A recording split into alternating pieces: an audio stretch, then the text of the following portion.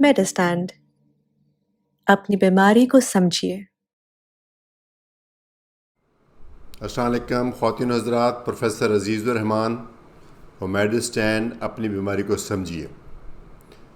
Last video में हमने बात की थी हाइपोथायरॉयडिज़म, जिसका मतलब होता है कि थायराइड आपका मुस्तकिल तौर पे कमज़ोर हो गया, जिसके बारे में मैंने बताया था कि उसकी ट्रीटमेंट थायरोक्सिन है और लाइफ लॉन्ग खानी पड़ती है। लेकिन आज की बीमारी उसके ऑपोजिट है, जिसको बोलते हैं हाइपर थायरॉयडिज़म। हाइपर और हाइपो हमारी जो मेडिकल टर्मिनोलॉजी है उसमें हाइपो का मतलब था लो हो जाना, हाइपर का मतलब है ज़्यादा हो जाना। तो हाइपर थायरॉयडिज़म का मतलब ये होगा कि आपकी बॉडी में जितनी थायरोक्सिन बननी चाहिए उससे ज़्यादा बन रही है। तो इसकी वजह आम तौर पे आपके थायराइड ग्लैंड में उस कोई वजह होती है, उसका थायराइड आपका ग्लैंड जो बढ़ जाता है। तो जब थायराइड ग्लैंड बढ़ जाता है, एक तो वो देखने को बड़ा नज़र आता है, इसको तो बोलते हैं गिलड। लेकिन हाइपर थायरॉयडिज़म तब हम कहते हैं जब वो सिर्फ इसकी अनलार्जमेंट नहीं है फिज़िकल, उसके साथ या उसके इवन बगैर भी अगर आपकी बॉडी में जो थायरोक्सिन लेवल है वो बढ़ जाए।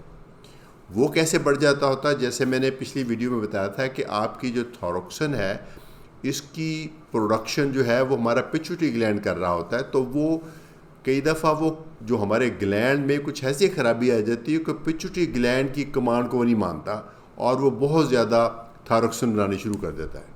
और थायरोक्सिन का बॉडी में कम होना तो बीमारी है ही, लेकिन उसका ज़्यादा होना भी उतनी ही बड़ी बीमारी है। क्योंकि थायरोक्सिन जब बॉडी में ज़्यादा होती है तो इंसान का जिस्म पिघलना शुरू हो जाता है। आमतौर पे इसकी अलामात क्या होती हैं? एक तो दिल की धड़कन बहुत तेज़ हो जाती है, नींद कम हो जाती है, भूख ज़्यादा होने के बावजूद वज़न कम होना शुरू हो जाता है, पेट ख़राब हो जाता है, लूज़ मोशन आने शुरू हो जाते हैं। और सबसे बड़ी इसमें देखा जाता है कि जैसे कि इसकी धड़कन भी तेज़ हो जाती है, तो पेशेंट को कई दफ़ा एंग्जाइटी जैसे सिम्टम आ जाती हैं। ऐसी सिम्टम नहीं होती कि एकदम से पहचानी जाए, लेकिन आहिस्ता आहिस्ता डेवलप होती हैं। तो इससे इस तरह की सिम्टम और बीमारियों में भी हो सकती हैं। लेकिन अगर इन सिम्टम के साथ आपके यहाँ पे गले पे थोड़ी सी स्वेलिंग आ रही है तो इसका मतलब है कि ये हाइपर थायरॉयडिज़म है। आप अपने डॉक्टर से मिलें, वो आपकी सिम्टम भी सुनेंगे, आपका मुआयना भी करेंगे। मुआयने के बाद काफ़ी हद तक उनको पता चल जाएगा कि आपको हाइपर थायरॉयडिज़म है कि नहीं है। अगर है तो उसकी फ़ाइनल कंफर्मेशन के लिए टेस्ट कराए जाते हैं। यानी थायराइड की बीमारी जो है इसकी तशख़ीस के लिए टेस्ट कराना ज़रूरी है, क्योंकि उसके बग़ैर हो सकता है आपके डॉक्टर का फ़ैसला काफ़ी हद तक सही ही हो, लेकिन टेस्ट करा के आगे चलना चाहिए, क्योंकि इसको हम बहुत प्रिसीजन के साथ कंट्रोल करते हैं आपके थायराइड लेवल को। तो हाइपर थायरॉयडिज़म कब कहेंगे? जब वो सिम्टम मैंने बताई हैं उसके साथ आपके थोड़ा सा गिलट बना हुआ है, प्लस आपका जो T4 और T3 लेवल है वो दोनों ज़्यादा है, या खाली T3 ज़्यादा है। आमतौर पे दोनों ही ज़्यादा होते हैं। T4 और T3 दोनों एक्चुअली थायरोक्सिन की किस्में दोनों बढ़ जाते होते हैं, और TSH इसमें उल्टा लो हो जाता होता है। सो TSH अगर लो हो गया है और T4 और T3 बढ़ गए हैं तो इसका मतलब है हाइपर थायरॉयडिज़म है। ये वो हाइपर थायरॉयडिज़म जो कॉमन टाइप है उसकी मैं बात कर रहा हूँ, कुछ रेयर होती है जिसमें पैटर्न डिफरेंट होता है। तो इसका क्या इलाज करना चाहिए? इसके इलाज 3 तरह से होते हैं। किसी को अगर हाइपर थायरॉयडिज़म हो जाए तो उसको 3 तरह से इलाज किया जाता है।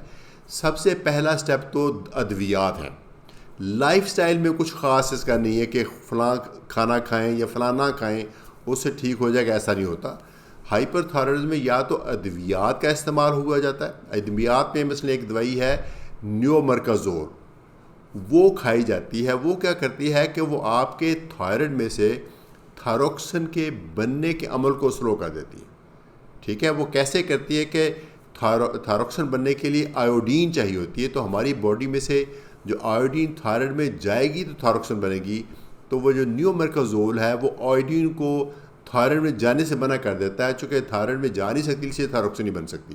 तो एक तो ये गोली है। बाकी अद्वियात की तरह इसकी भी डोज़ आपको एक स्पेसिफिक बताई जाएगी। 2 गोलियां भी हो सकती हैं, 4 भी हो सकती हैं, 6 भी हो सकती हैं। وہ جتنی بھی ڈوز آپ کو ڈاکٹر بتائیں گے آپ وہ کھائیں گے.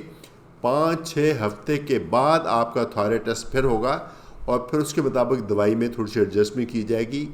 اسی طریقے سے کرتے کرتے ایک ڈوز اسپیسیفک آپ کے لیے ڈٹرمن ہو جائے گی کہ یہ 2 گولیاں یا 3 گولیاں یا 4 گولیاں آپ نے کھاتے رہنا ہے.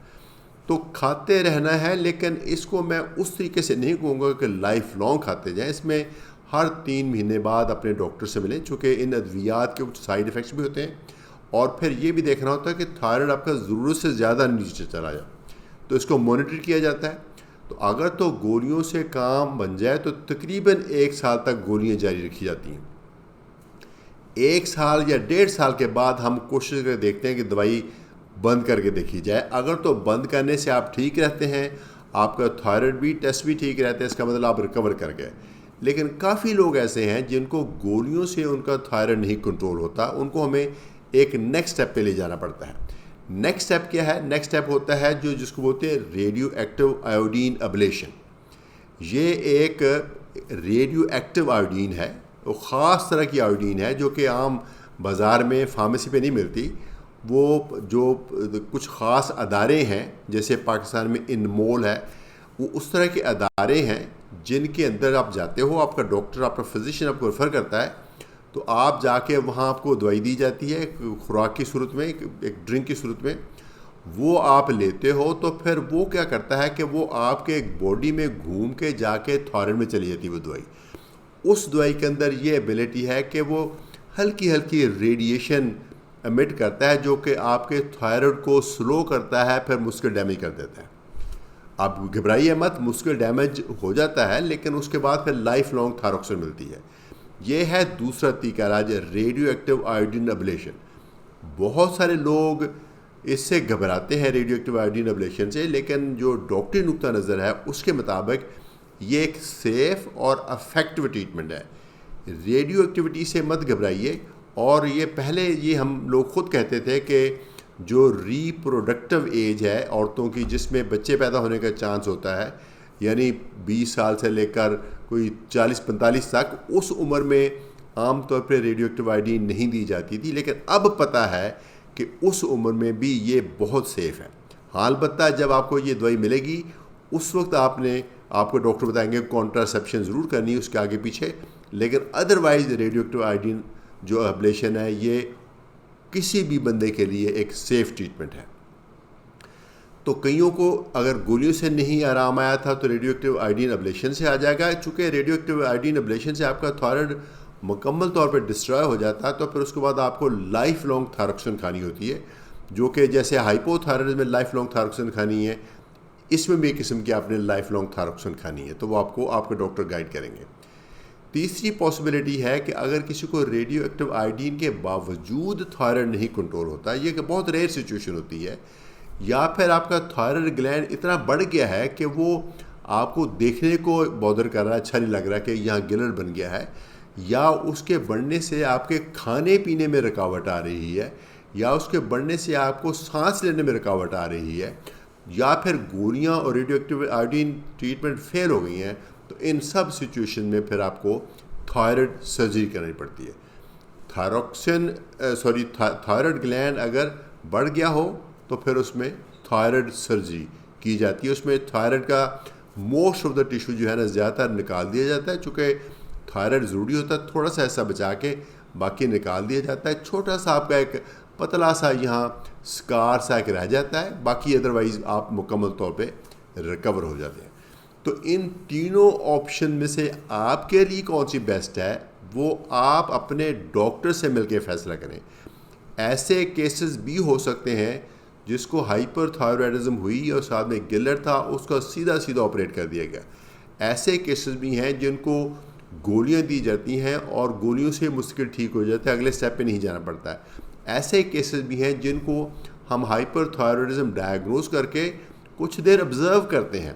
کئی دفعہ ایسا بھی ہوتا ہے کہ وہ عارضی سا ہائپر تھائرائڈزم ہوتا ہے، اس کی لانگ ٹرم ٹریٹمنٹ نہیں چاہیے ہوتی. یہ اتنے کمپلیکیٹڈ فیصلے یقیناً ایک پروفیشنلی کر سکتا ہے.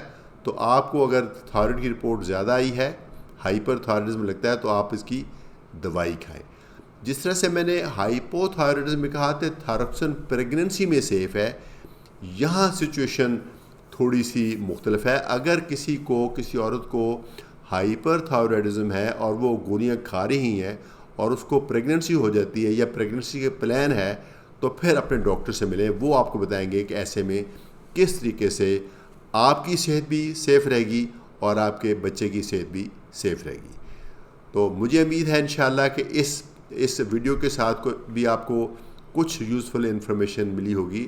اگر آپ کو یا آپ کے کسی فیملی ممبر کو یا کسی دوست کو ہائپر تھائرائڈزم ہے تو اس کو یہ ویڈیو فارورڈ کیجئے تاکہ اس کو بھی اس انفارمیشن سے فائدہ حاصل ہو سکے۔ ڈاکٹر اور مریض مل کے ایک ٹیم بنتی ہے اور ٹیم ورک ہے اس طرح کی بیماریوں کا علاج۔ تو امید ہے کہ آپ کے لیے یہ ویڈیو یوزفل ہوئے گی۔ اجازت چاہوں گا، عزیز الرحمان فرام میڈسٹین، اپنی بیماری کو سمجھیے۔